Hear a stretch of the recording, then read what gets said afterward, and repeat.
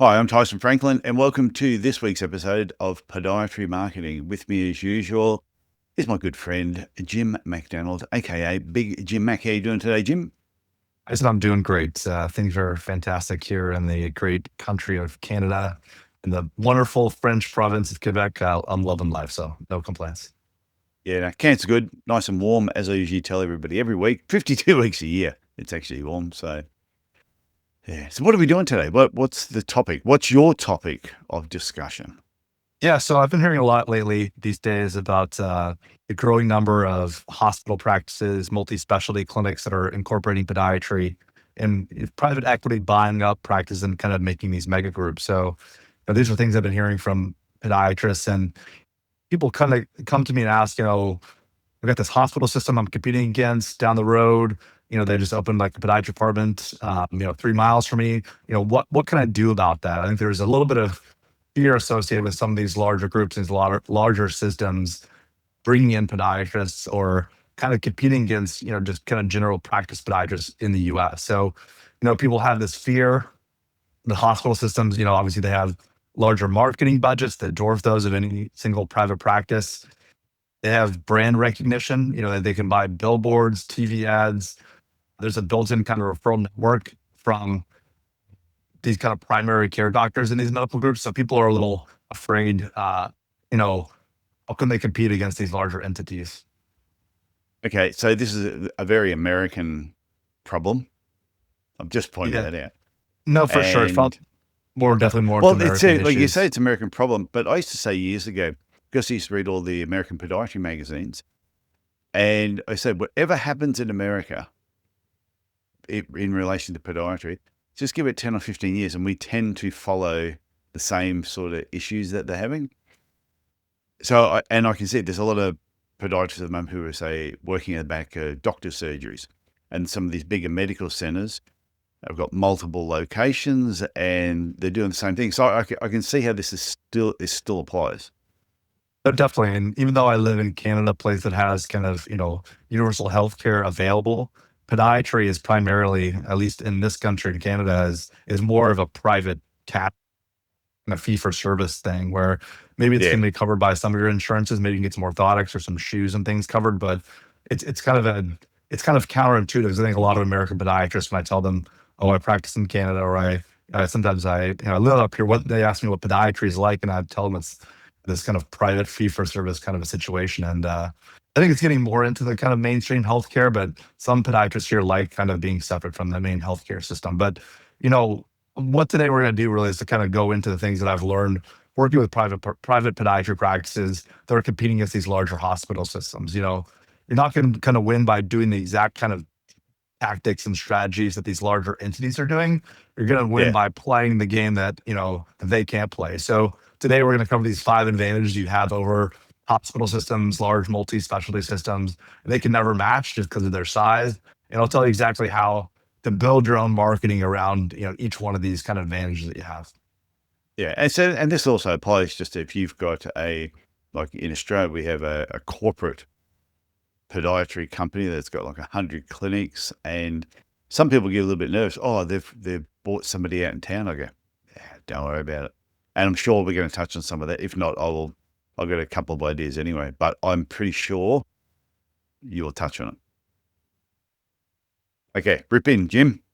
Yeah. So point one is that you are the brand, and that they can't be like they're going to try to be everything to everyone, but you can be kind of specialized in a way. So when a hospital podiatrist, they're kind of interchangeable parts in ways to patients.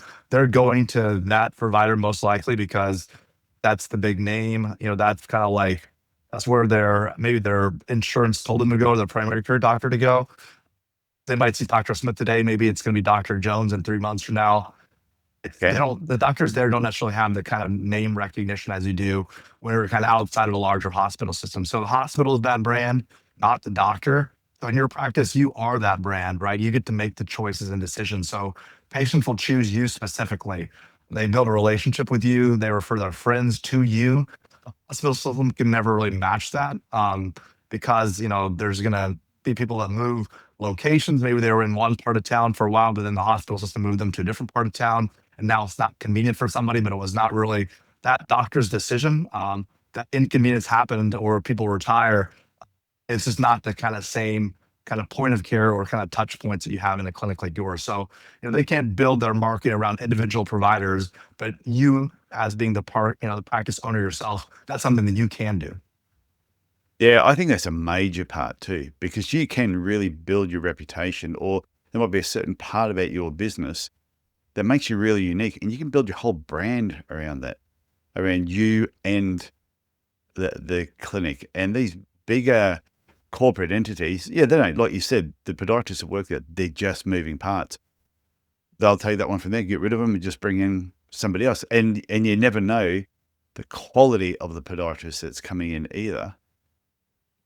So I think, yeah, the brand thing is a huge part of it.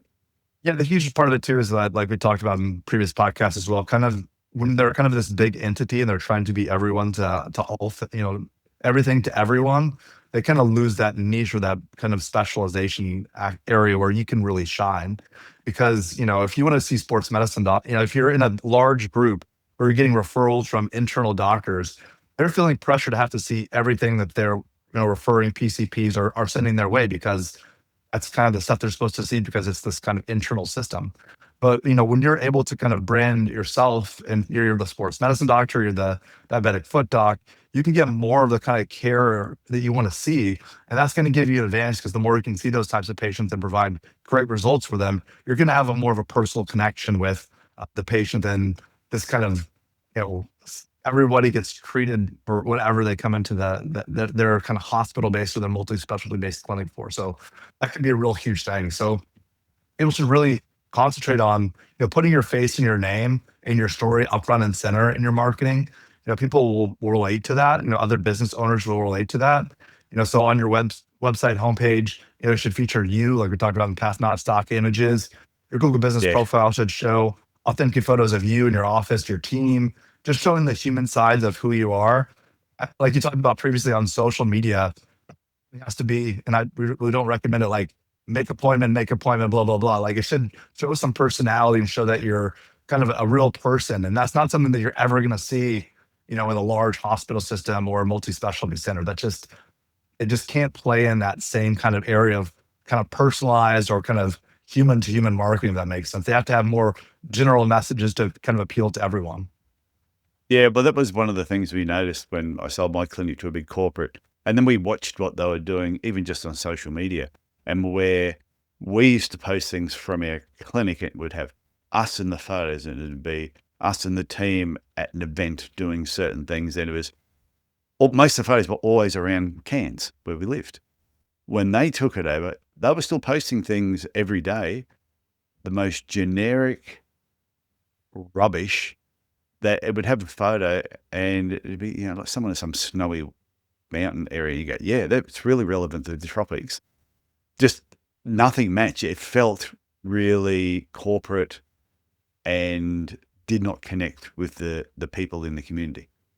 No, that's a great point. And I think you're touching on something as well, is that there will be a tendency sometimes for small practices to see the type of marketing the hospital or multi-specialty group is doing and feel like they need to do something very similar. I think it's really, Yeah. really important that you don't copycat what these large entities are doing, because number one, you'll never match their budget. You'll never be able to do those kind of premier like ad placements like they're going to be able to do. So just take a step back and realize who you are, the type of patients you want to see, what value you bring to the community, and focus on those things. Because yeah, like we talked about, there's no reason to kind of try to be like that, because they're trying to be everything to everyone. And as a small practice, that's not something you have to be. Yeah. And I think the other part too is when you're your own clinic and you're the own brand, if you want to do something, you have an idea, you talk to your team, hey, we should do this, let's do it. Boom, done. That Some leads of these into hospitals and corporate people, it's like, hey, we've got this idea. Oh, it's got to go through the channels. By the time they eventually agree to it, the event was gone. It finished 2 months ago. Speed is important. no, that's a perfect lead into the second point, is that you can move fast and they can't. So if you want to run a promotion, if you wanted to, decide to shift course, or you want to change a little bit of your website messaging, You can do it today or tomorrow. It's not something that has to go through a committee. It's not something you have to get hundreds of thousands of dollars of marketing budget around.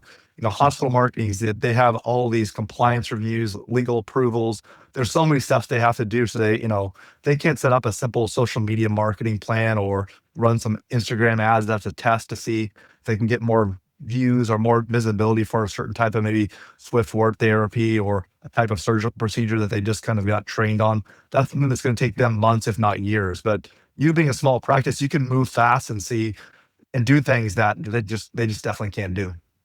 Yeah, and I witnessed that firsthand when I sold my clinic. And because I was still in touch with everyone that was working there, but when I first sold it, they said, "Oh, can you hang around for a few months, just help us with some of the marketing?" Not a problem. I would come up with an idea and I would just start doing it. Next thing I'd be getting emails go, "Oh, hang on, you can't just do that without first ticking all these boxes, and we have to have meetings." And by the time I was like, "Oh, okay, I'll stop." So I stopped. By the time they got around to give me, "Yeah, you can do it now," I went, "Oh, no, it's passed. It doesn't apply anymore." That was so slow. And I learned from that, telling a lot of coaching clients, you're going to be corporate in your town, have no fear. You will run around them so quickly. Before they know what happened, you've already moved ahead. That's a perfect example. Also, marketing rewards speed and relevance. So if you see a relevant event that's happening a month from now or 2 weeks from now, you have an opportunity to be a sponsor or give a talk to that group that's a relevant group. Maybe it's kind of the ideal patients you want to have come to the practice. You don't have to go through steps as far as, oh, who do I get authorization from to have permission to go talk to those people, right? It's like, it's a good opportunity. It's your target audience. You can just go do that, right? So, you know, whether it's local events or, we talked about marketing channels sometimes changing, Google being like kind of a black box. You're never sure what's working from quarter to quarter or, from year to year. It sometimes even feels like month to month. You have to be able to adapt, and a larger organization just can't adapt as fast, or so you're able to kind of built to outperform these slower moving, bureaucracies, whether it be a multi-specialty clinic or a large hospital system. So, if a podiatrist, I work with, notice like a local high school track team, is having a great season, maybe he's, asking about, the coach and, as far as are there any injuries on the team or things I can do, you can have this quick personalized interaction with someone after you realize some important information, right? Maybe you want to see runners in sports medicine. So that for a hospital system to set something up like that, it would take, like I said, a contract and months and years of that kind of developing that relationship before you could kind of really set in stone and make a difference. But when you're, a smaller practice, you have a faster runway to get a lot of these things done. Yeah, it's even when you mentioned too about who's your patient avatar, your ideal patient. You can make that decision and just run with it. Usually these bigger companies, like if they've got multiple locations, they I've found most of them, they get very broad. They don't have an ideal patient. They just want to take everybody because that's all they're chasing is volume, not less numbers with a higher fee. They just want, they'll charge less just to get the volume to make the numbers up. Well, it's just kind of that internal system, right? Like they have primary care doctors that are, referring these patients to you, and it becomes uncomfortable to like, they don't literally set up the referral patterns in a way or pathways in a way that they don't always know who likes to see sports medicine, who doesn't. You're the foot and ankle guy in that group, right? Yeah. So I'm going to send you that stuff. So you're going to see diabetic wound and sports medicine, and maybe you want to have a well-rounded practice, and like that's something that you enjoy doing. But once you find out the kind of patients you want to treat and the kind of care you like to do, you don't have a lot of those podiatrists don't have a lot of choice that you being the private practice do. So it's a huge opportunity to set yourself apart from them and kind of, let people see that. And this kind of comes to another point. Point three is that your patient experience is better. You need to tell people about that. So, hospital practices often have longer wait times for appointments. These multi-specialty clinics as well. Urgency clinics will just refer people to specialists. They not really treat anyone. So people can have a better experience with you than an urgency care clinic. There's kind of less continuity of care when those things happen. So you probably offer, faster appointments, direct access, a consistent relationship, and not going to jump through the primary care doctor and then another referral, and then to you, it's a direct relationship. So, the problem is that the patients don't know until they've had that experience sometimes that you were that option. So, in order to be seen as an option, you need to tell them, in your marketing, client reviews, sending out newsletters.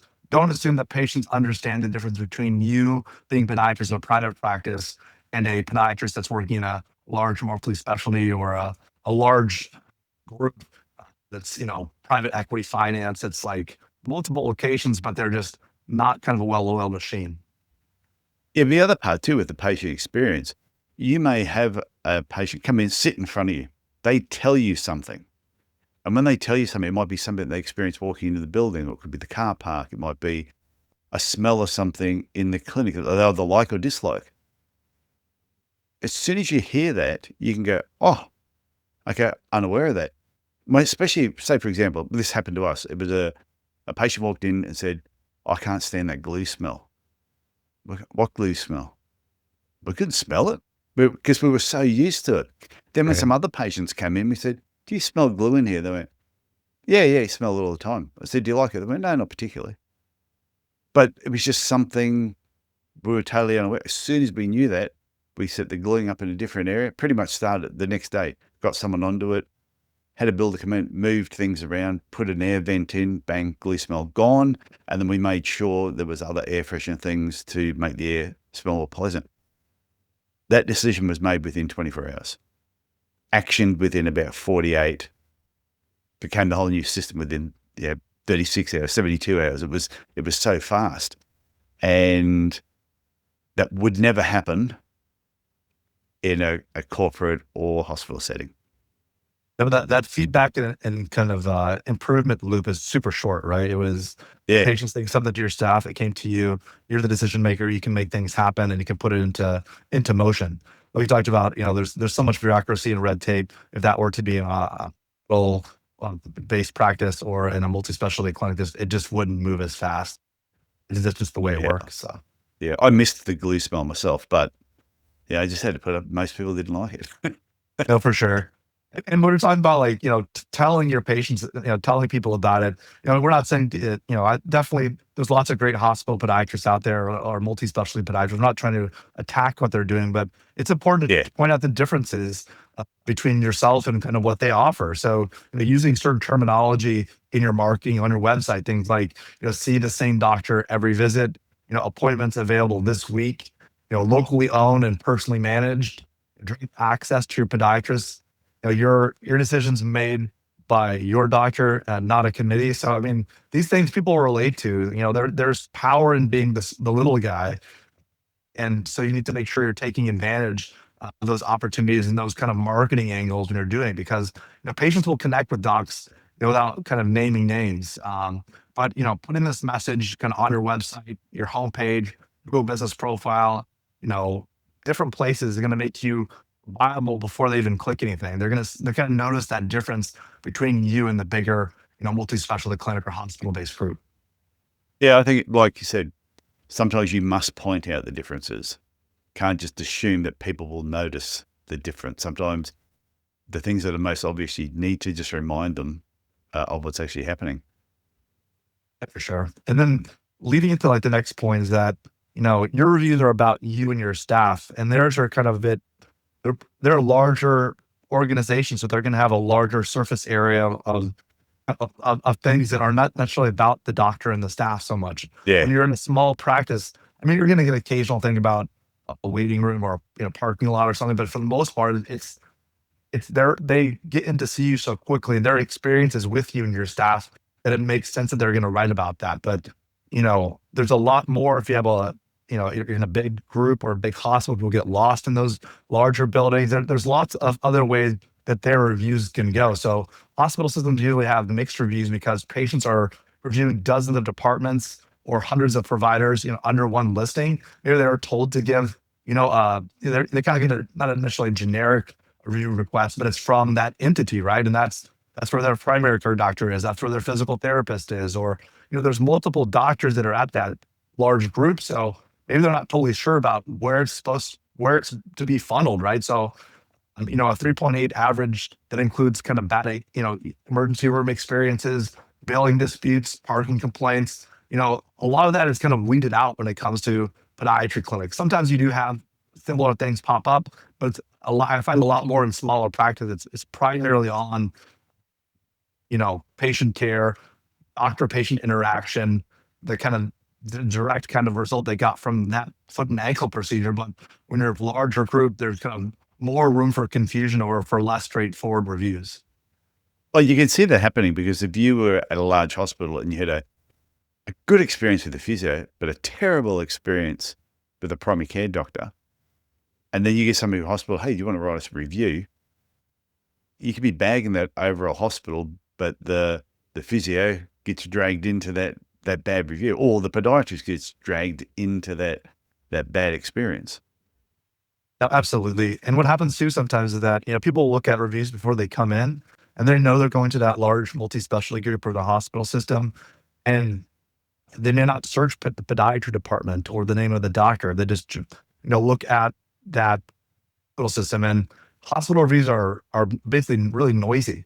There's not really Yeah. like, there's not the same keywords. There's not the same, like, it doesn't give them a clear idea of what they're going to get. So, your reviews are more of a signal because it's talking about foot and ankle related things or the care or the doctor or the staff. So I really recommend that, people make reviews a consistent part of your practice, because when every satisfied patient to respond to their review, you're going to get, when you ask every patient, you're going to get some positive and negative ones, right? But, when you respond to every review that you get, it's going to show a certain level of human connection. People are going to see that your practice is engaged. When you ask, coach patients slightly, say, hey, if you're comfortable, would it be possible for you to leave a review about the care you received here? A lot of other patients in name of your hometown would love to know where to get great medical care. So when reviews mention these specific conditions, if they're willing to do them, you can't ask them to do that, but it's going to really help them, the future patients that are looking for information about these services, to really feel well informed before they even decide where to make an appointment. Yeah, well, you've talked about reviews a few times in a couple of the previous episodes, but I think this is even more important to just make sure you're doing that, especially if you've got, like, I'm not quite sure. So in America, for example, last year, the Christian gym, because people driving in their car might be thinking about this, but do most towns, they've got the private podiatrist, most hospitals will have a podiatrist on staff that is going to be a competitor? Is that the norm? I would say in medium-sized towns, like towns over in the kind of the 80 to 100,000 a person range and Yeah. higher, those types of towns are going to probably will have a podiatrist or a few podiatrists in either the hospital system, or there'll be a large multi-specialty clinic that will hire podiatrists as well. Okay. So it is a common thing. So this is Very why it's common, even yeah. more important when it comes to reviews. Yeah, for sure. Okay. What's next? A last point is something we kind of already touched on a little bit, I think, but I just want to kind of nail it home, is that, you can specialize and these larger, entities have to generalize. So hospitals offer everything. They have to. Their podiatry department is one of 50 service lines, but you can go Yeah. deep on everything specific, sports podiatry, pediatric foot care, diabetic limb salvage, MIS bunion surgery. Whatever your strength is, you can own that niche in ways the hospital department never will. So when someone searches sports podiatrist or diabetic foot doctor, you are the answer. So the hospital is, just one of the answers potentially. But like I said, they have so many departments that their message gets diluted while yours could be very strong. And you can also reject certain things if you don't want to do it. So if you don't want to do ulcers, you can go, sorry, don't do ulcers. But hospital can't do that. They must do that. So as you said, you can take away things you don't want to do, focus on the things you do want to do, and become far more specialized in those particular areas, especially if the areas that you really enjoy and they're also well-paying areas. Absolutely. You could pick, 1, 2, 3 different kind of specialties within podiatry and kind of build your marketing around that, by creating kind of dedicated pages on your website. You can list those specific services on your Google business profile, creating content about those conditions. There's a lot of different things you can do to become seen as that local expert. So when patients have specific problems, they want to see that specialist. They don't want to see kind of a generalized podiatrist necessarily. I mean, when you specialize, you become the obvious first choice. Like you said, I'm happy there are hospitals. I'm not trying to, like I said, downgrade on the great care that they provide. But as a private practice, you have to find those areas where you can shine and you can show your expertise. And this is one way of doing it, is to show what you specialize as opposed to just kind of being a general podiatrist. The other part too is we know the hospitals aren't listening to this podcast, but the private podiatrists are. So they're the ones that, Right. that's the same thing. They get this information. It's up to them to listen to this and go, I'm going to take action on it straight away. Or they can act like a hospital and do nothing. Have a committee meeting about it. So it's a big difference. Hopefully be the first one. Yeah, I think so. So how do we wrap this episode up? Yeah, let me just recap. I would say first, just know that you are your clinic's brand. So put yourself front and center. Second, you can move fast. Don't move fast and break things, but you can move faster than they can. Yeah. Third, your patient experience is better. So you need to make sure you tell people about it. That's not being immodest. It's okay to let people know who you are, what you treat, and kind of how they can receive great care from you. Fourth is that your reviews, are focused and powerful compared to their kind of more diluted reviews. And fifth is that you can specialize in ways that hospitals can't. So that's really kind of a superpower in a way. So I'd really recommend that people stop, stop thinking like that you're an underdog. I think there's a little bit of maybe hungry dog runs fast, but yes, hospitals, they have more money, but money doesn't automatically kind of win this game, right? So, while Blockbuster had a much larger empire than Netflix did, but over Oh, time, yeah. Netflix kind of came and disrupted them. So know that you have some advantages that they can buy. I would say the actual step that I would recommend for this week is that pick one of these advantages and build one piece of marketing around this advantage. Update your website maybe with a feature that you want to have more prominently. Post something couldn't necessarily post. Emphasize your patient experience and your messaging. That's just kind of one thing you can do. So, if you're not sure where to start, you can check out, you can get in touch with myself or Tyson. I'm Jim at podiatrygrowth.com. And Tyson, how can people reach out to you? You just go to my website, emails tf@tysonfranklin.com, or just go to my website, tysonfranklin.com. And like what you said about, I just wrote this down in my brain book, be a disruptor. There's actually be a disruptor. Be like Netflix. Just disrupt what people expect podiatry is always going to be, and be a little bit different. Absolutely. I think there's definitely a little bit of hospital competition in these different areas we're talking about. So it's real, but it's not unbeatable. So like I said, don't try to be a smaller version of the hospital and kind of copycat their marketing. That's the worst thing you can do. Just try to be something that they can never be. And I think you'll be very happy with the results. Okay. Anything else you want to say before we wrap up? I think we're good. Nailed it. Okay, Big Jim, I will see you next week. Have a good time.